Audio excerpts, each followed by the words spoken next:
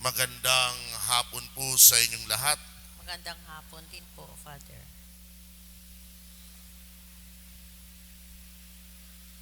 Sa ngalan ng Ama, ng Anak, at ng Espiritu Santo. Amen. Amen. Dumudulog tayo, mga kapatid, bilang mga Katolikong Kristiyano sa Diyos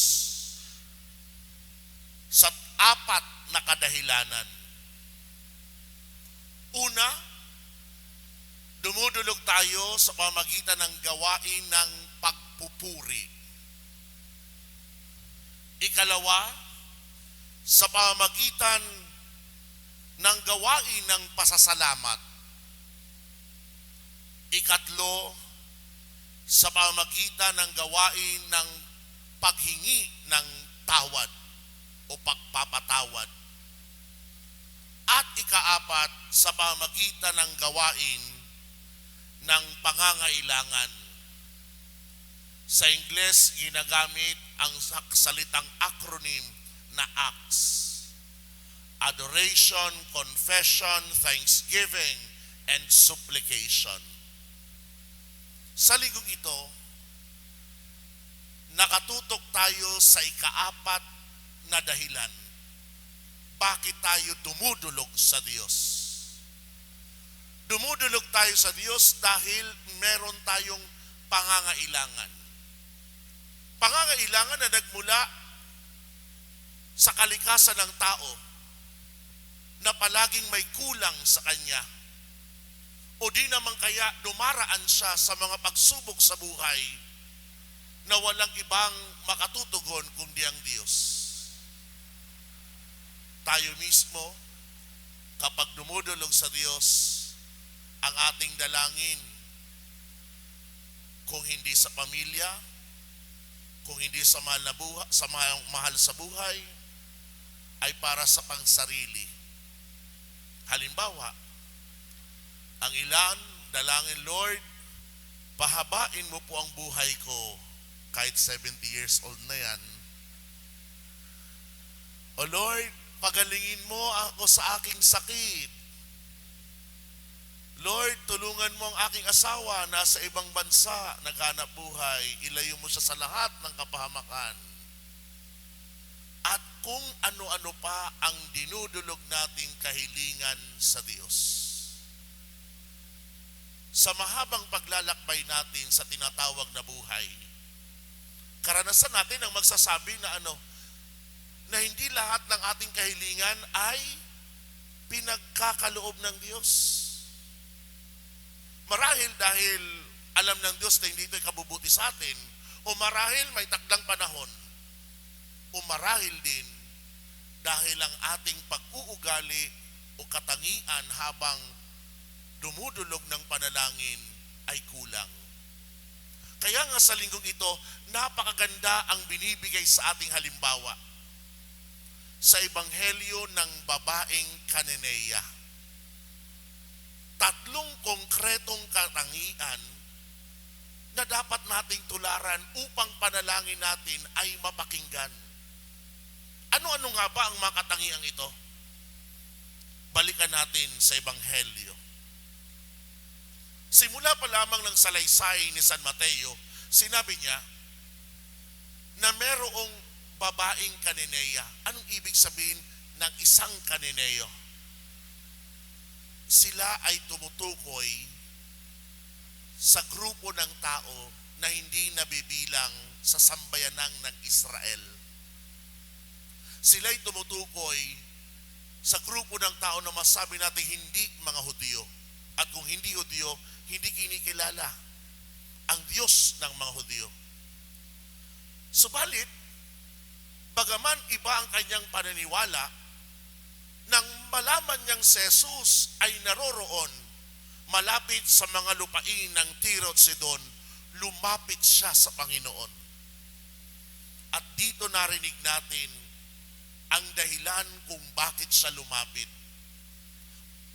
Malakas na sinabi niya, Panginoon, anak ni David, mahabag kayo sa akin. At dinagdag niya, ang anak kong babae ay inaalihan ng demonyo at masyadong pinahihirapan. Bagaman isang beses lang nating narinig ang mga katagang iyan, masasabi natin na ang babaeng ito na may kahilingan ay paulit-ulit na sinisigaw ang mga salitang iyan. Paano ko nasabi na paulit-ulit?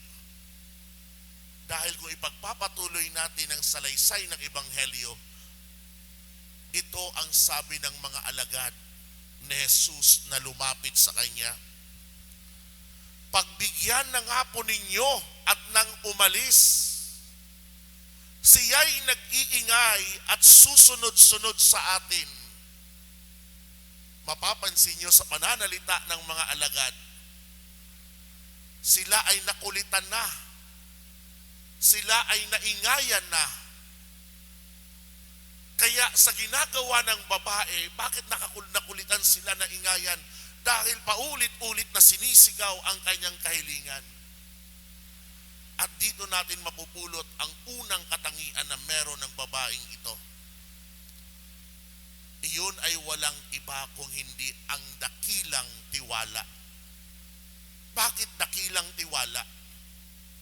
Kung wala siyang tiwala kay Jesus, unang-una hindi siya lalapit. Pangalawa, hindi niya kukunin ang pansin ni Jesus, hindi siya magsisigaw ng paulit-ulit. Marahil na balitaan ng babaeng ito mula na rin sa kanyang mga kababayan ng Jesus na ito, nakakagawa ng himala, nakapagpapagaling ng mga sinasapian ng masamang espiritu.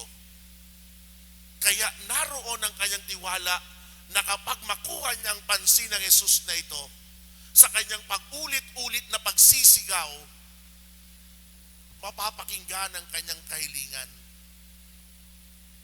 Yan ang una na binibigay sa atin na katangian ng babae. Dakilang tiwala. Kaya ngayon, maaaring agad suriin natin ang ating sarili. Kapag ako ba ay may kahilingan sa Diyos, ganun din ba ako kakulit sa Kanya? O sapat na sa akin sabihin sa Kanya, 1 beses, 2 beses, 3, 5, 10, 20 beses? Dahil kung tutuusin ako'y naniniwala ng babaeng ito, hindi mabilang kung ilang beses nagsusumigaw, makuha lang ang pansin ni Jesus. Subalit ang nakakuha ng kanyang pansin ay mismong mga alagad na ni Jesus na nagsabing, pagbigyan na po ninyo, siya'y nag-iingay at susunod-sunod sa atin. Dahil nagsalita ang mga alagad, sumagot si Jesus sa kanila. Anong sabi ni Jesus? Sa mga tupang naliligaw ng sambayanan ng Israel lamang ako sinugo. Pinaliwanag ni Jesus ang kanyang misyon na sa kanyang pagparito, ang kanyang bibigyan ay ang bayan ng Israel, ang mga hinirang, lalong-lalo na ang mga nawawala, hindi yung mga hindi kabilang. Subalit ang babaeng ito nanikluhod sa harapan ni Jesus at ang kanyang salita mula sa pagsisigaw ay may mahinahon na sinabi, tulungan po ninyo ako, Panginoon. Tulungan po ninyo ako, Panginoon. Ang mga katagang iyan ng babae ay nagbibigay sa atin ng ikalawang palatandaan ng kanyang katangian. Puno siya ng pag-asa na alam niya na hindi siya tatalikuran ni Jesus. Kung baga meron siyang positibong pananaw sa buhay na ang Jesus na ito, ang kanyang dalangin, hindi siya bibiguin. Tanong bakit? Dahil una, kahilingan ay hindi para sa kanyang sarili. Ang kanyang kahilingan ay para kanino? Sa kanyang anak na babae. Ikalawa, ang kanyang kahilingan ay para sa ikabubuti ng kanyang anak. Kaya ipagpalagay nyo, mga magulang na naririto, di po ba meron rin tayo minsan o ang ilan sa inyo pinagdaraanan sa buhay? Ang ating suliranin ay dahil sa ating anak. Hindi man inaalihan ng demonyo, pero anong naging dahilan? Kayod ka ng kayod, trabaho ka ng trabaho para matiyak na may pangbayad ikaw sa pagpapaaral ng iyong anak. Subalit ang anak mo hindi pumapasok, hindi gumagawain ng takdang aralin, mababa ang grado, at alam niyo yung pinakamasakit sa lahat, yung bang pinabayad mo ng tuition tapos hindi binayad kasi buong semester laro-laro ng computer. May mga magulang na ganyan ang pinagdaraanan. Hindi ba suliranin yan? Hindi ba yan ang pinapasan mong krus sa buhay? Kaya ang nanay na ito, puno ng pag-asa dahil ang kanyang hinihingi ay para sa ikabubuti ng kanyang anak. Katulad ng maraming magulang naririto. Ang panalangin ay hindi sa sarili, ang panalangin ay para sa kanilang mga anak, sa kanilang kabutihan. Habang pinagninilayan ko nga ito, nailagay ko lang sa sarili, alam nyo yung mga taong talagang puno ng pag-asa, yung magaling mangutang. Yung mga magaling mangutang, alam nyo bakit? Kung meron kayong makakilalang magaling mangutang, pakinggan nyo kung paano sila magsalita. Ang gagaling na ang iyong puso lumalambot, ang iyong isipan nagiging mapagbigay. Diba? Kaya yung mga magaling mangutang, puno yan ng pag-asa. Uuwi ako mamaya, kahit anong halaga, may mauutang ako. May ilan nga, no? Sige na, wag mo na upautangan ng 100, kahit 50, 20 na lang. O, di ba? Puno yun ang pag-asa, kahit 20 may mauutang at mauutang sa iyo. Tularan natin ang babaeng ito, na kapag nananalangin, naroon sa kanya ang positibong pananaw na mapapakinggan ako ng Panginoon. Dahil yan ang ating ring dadalhin kapag dumudulog sa Diyos.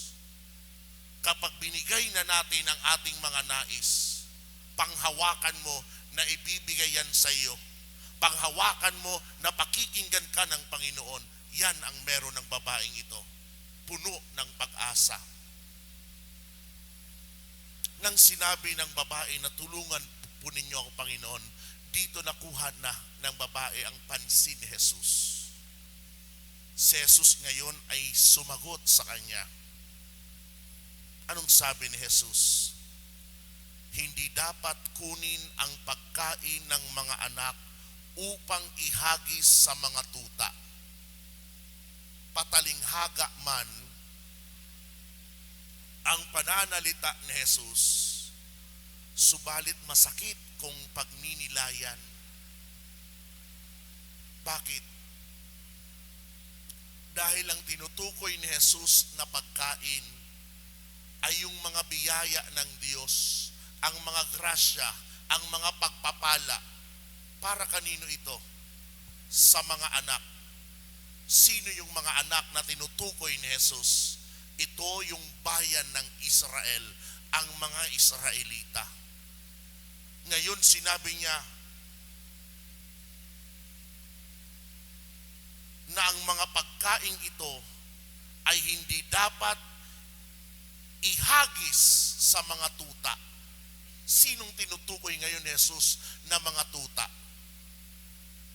yung hindi kasapi sa bayan ng Israel. Kaya tinutukoy ng Panginoon ang mismong babaeng ito. Tuta ka dahil hindi ka kabilang. Kung tayo siguro naroon at balat sibuyas tayo, umalis na tayo. Ay sige na. Huwag nyo na lang pong ibigay ang kahilingan. Huwag na po. Lalo na rin kung tayo ay may kayabangan, huwag nyo nang pakinggan. Okay na po. Pero anong narinig nating sagot ng babae na mapupulot natin ang ikatlong katangian na meron siya? Sabi ng babae, tunay nga po, Panginoon. Yan ang tugon niya. Tanggap ko po, tawagin niyo na akong tuta. Tunay nga po. Pero itong dinagdag ng babae, ngunit ang mga tuta man ay nagsisikain ng mumong na lalaglag sa hapag ng kanilang Panginoon. Hindi ninanais ng babae na patapunan mo ako ng pagkain. Kundi ang nais ko lamang, yung mga labis, yung mga nahuhulog na biyaya, baka sakali na ang mga biyayang iyon ang iabot ninyo sa akin. Sa pamamagitan ng tugon na ito ng babae, mapupulot natin ang ikatlong katangian na meron siya. Ito ay ang lubos na kababaan. Mababa ang loob ng babae, hindi nagmayabang, tinanggap, tawagin mo na ako ng tawagin, Lord. Subalit ito ang gagawin ko. Kung yan ang nais nyo, susundin ko. Kaya, natawag nga ang pansin ng Panginoon at ang mga sinabi ni Jesus sa kanya, napakalaki ng iyong pananalig. Mangyayari ang hinihiling mo. At sinabi sa atin ni San Mateo, noon di gumaling ang kanyang anak. Mga kapatid, ang babaeng Kananeyang ito ay katulad nating lahat.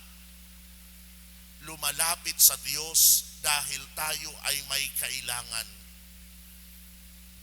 Subalit ngayon pinakita sa atin ng babae na kapag dumudulog tayo sa Diyos, kapag tayo'y lumalapit sa Diyos at may kailangan sa Kanya, taglay natin ang tatlong konkretong katangian.